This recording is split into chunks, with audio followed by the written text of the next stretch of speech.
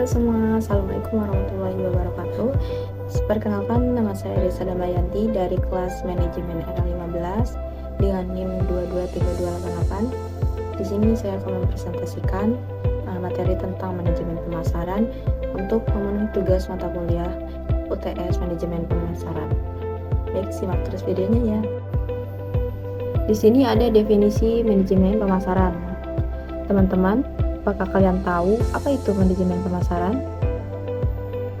Manajemen pemasaran adalah proses merencanakan, melaksanakan, dan mengendalikan kegiatan pemasaran yang bertujuan untuk mencapai tujuan perusahaan dengan cara menciptakan, mengkomunikasikan, dan mendistribusikan nilai kepada pelanggan. Proses ini juga melibatkan analisis pasar, perencanaan produk, strategi harga, promosi, distribusi, serta pengendalian hasil pemasaran. Adapun langkah-langkah dari manajemen pemasaran yaitu ada analisis pasar, perencanaan strategis, implementasi, evaluasi, dan pengendalian. Analisis pasar di sini menganalisis kebutuhan dan preferensi pasar untuk menentukan peluang dan ancaman yang dihadapi perusahaan. Selanjutnya, perencanaan strategis menetapkan tujuan pemasaran dan merancang strategi yang akan dicapai. Dan implementasi di sini melaksanakan strategi pemasaran yang sudah direncanakan. Untuk evaluasi dan pengendalian di sini memantau kinerja pemasaran dan melakukan perbaikan jika diperlukan. Yang selanjutnya di sini ada konsep inti pemasaran. Ada 4 konsep utama dalam pemasaran. Yang pertama ada konsep kebutuhan dan keinginan atau needs and wants, di mana perusahaan harus memahami dan memenuhi kebutuhan konsumen dengan produk dan layanan yang tepat. Yang kedua, konsep nilai kepuasan pelanggan atau customer value and satisfaction. Nah, di sini perusahaan harus menyediakan produk dan layanan yang memberikan nilai yang lebih bagi pelanggan. Konsep yang ketiga yaitu konsep pertukaran dan hubungan atau exchange and relationship. Pada konsep ini, pemasaran tidak hanya berfokus pada transaksi jual beli sesaat, tapi juga membangun loyalitas dan kepuasan pelanggan untuk jangka panjang. Yang terakhir, yang keempat yaitu konsep pemasaran terpadu atau integrated marketing. Nah, di konsep ini semua elemen pemasaran seperti produk, harga, tempat, dan promosi harus berfungsi bersama-sama dan selaras dengan tujuan pemasaran perusahaan. Membahas tentang manajemen pemasaran, tentunya ada orang yang mengatur atau bertugas sebagai pengelola pemasaran yang biasa disebut dengan manajer pemasaran. Nah, di sini ada beberapa tugas dan perannya dari manajer pemasaran. Yang pertama di sini ada analisis pasar. Yang kedua, perencanaan pemasaran. Yang ketiga, pengembangan produk. Yang keempat, strategi harga. Yang kelima, promosi dan komunikasi. Yang keenam, distribusi dan saluran penjualan. Yang ketujuh, pengelolaan tim. Dan kedelapan, pemantauan dan evaluasi. Pada analisis pasar, manajer pemasaran menyusun riset pasar untuk memahami tren kebutuhan pelanggan serta posisi pesaing. Manajer pemasaran juga harus mampu menginterpretasikan data untuk mendukung pengambilan keputusan yang lebih baik. Pada perencanaan pemasaran, manajer pemasaran mengembangkan rencana pemasaran yang menyeluruh, termasuk penetapan tujuan, strategi pemasaran, dan anggaran. Rencana pemasaran ini harus selaras dengan tujuan perusahaan secara keseluruhan. Pada pengembangan produk, manajer pemasaran bekerja sama dengan tim pengembangan produk untuk menciptakan produk atau layanan yang sesuai dengan keinginan dan kebutuhan pelanggan. Selanjutnya, strategi harga. Di strategi harga ini menentukan harga yang kompetitif yang bisa menarik pelanggan namun tetap menguntungkan perusahaan. Ini melibatkan analisis pasar, biaya produksi, dan harga pesaing. Promosi dan komunikasi. Manajer pemasaran harus merancang dan mengimplementasikan strategi komunikasi untuk mempromosikan produk dan merek. Ini mencakup periklanan, promosi penjualan, pemasaran digital, dan hubungan masyarakat.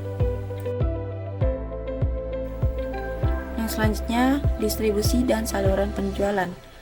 Di sini, manajer pemasaran harus memastikan produk sampai ke tangan konsumen melalui saluran distribusi yang tepat, apakah itu melalui pengecer, distributor, ataupun saluran digital. Selanjutnya di sini pemantauan dan evaluasi. Manajer pemasaran harus memantau hasil dari strategi pemasaran yang diterapkan dan melakukan evaluasi untuk mengetahui apakah tujuan pemasaran tercapai. Jika perlu, manajer pemasaran harus siap untuk melakukan perubahan atau penyesuaian. Yang terakhir di sini ada pengelolaan tim. Manajer pemasaran memimpin dan mengelola tim pemasaran dan memastikan bahwa setiap anggota tim bekerja sesuai dengan tujuan dan tanggung jawab yang telah ditetapkan.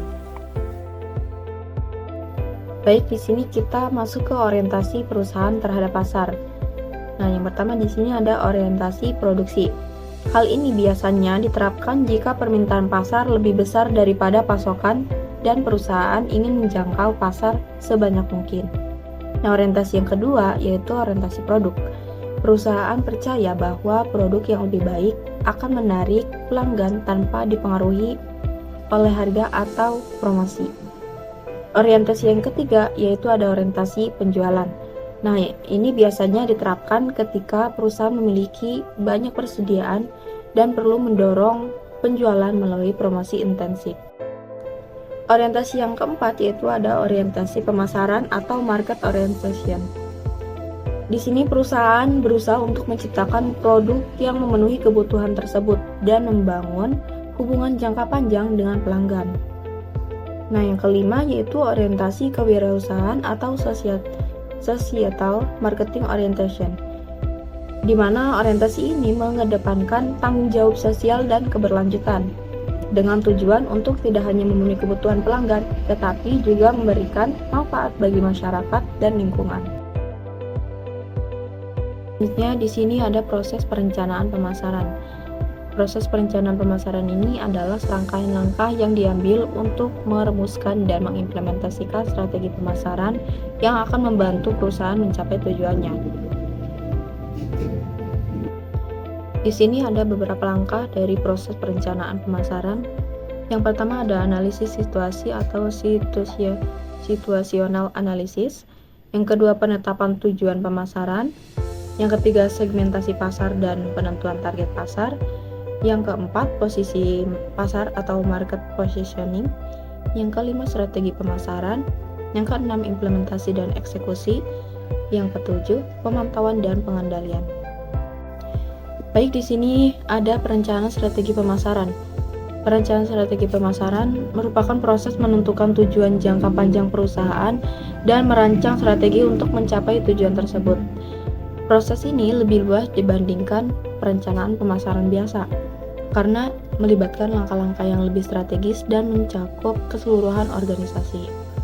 Nah, adapun perencanaan strategi pemasaran yaitu seperti analisis pasar dan industri, evaluasi posisi perusahaan, pengembangan strategi bisnis, dan strategi diferensiasi.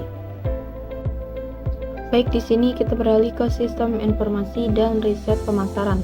Sistem informasi pemasaran merupakan sistem yang mengumpulkan, mengolah, dan menganalisis informasi pemasaran yang diperlukan untuk pengambilan keputusan. Nah, sistem ini melibatkan teknologi dan analisis untuk memberikan wawasan pasar yang lebih baik. Adapun komponen sistem informasi pemasaran ini yaitu yang pertama ada pengumpulan data internal, yang kedua riset pemasaran, yang ketiga pengolahan dan analisis data, dan yang keempat sistem pendukung keputusan. Baik, kita beralih ke lingkungan pemasaran.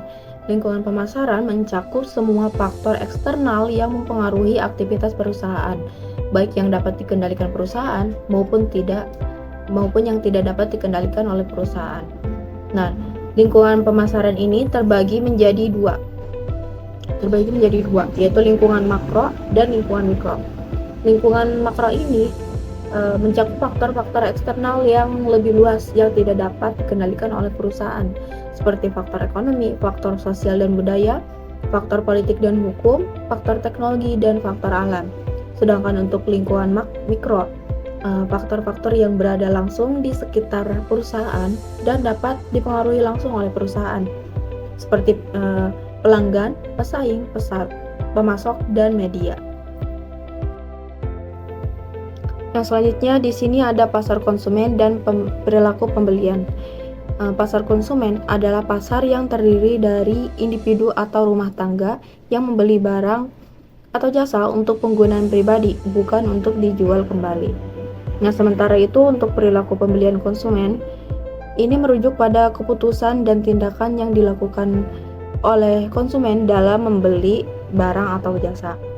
Nah, di sini ada faktor-faktor yang mempengaruhi perilaku pembelian konsumen, antara lain faktor psikologis, faktor sosial dan budaya, serta faktor pribadi. Baik, bisa disimpulkan dari materi yang telah saya sampaikan tentang manajemen pemasaran, yaitu manajemen pemasaran merupakan proses yang melibatkan perencanaan, pelaksanaan, dan pengendalian kegiatan pemasaran untuk memenuhi kebutuhan pelanggan dan tujuan perusahaan. Proses ini mencakup analisis, perencanaan, implementasi, dan pengendalian aktivitas untuk mempengaruhi permintaan dan membangun hubungan jangka panjang dengan pelanggan. Tujuannya yaitu untuk mencapai kepuasan pelanggan yang akan meningkatkan profitabilitas pertumbuhan perusahaan. Tujuan dari manajemen pemasaran ini meliputi memahami kebutuhan pelanggan, meningkatkan kesadaran merek, menciptakan keunggulan kompetitif, dan mengoptimalkan kinerja pemasaran. Nah, ada pun elemen utama dalam manajemen pemasaran yaitu 4P atau produk, price, place, dan promotion. Proses ini juga melibatkan analisis pasar, perencanaan, implementasi, serta evaluasi segmentasi pasar, membagi pasar, dan positioning.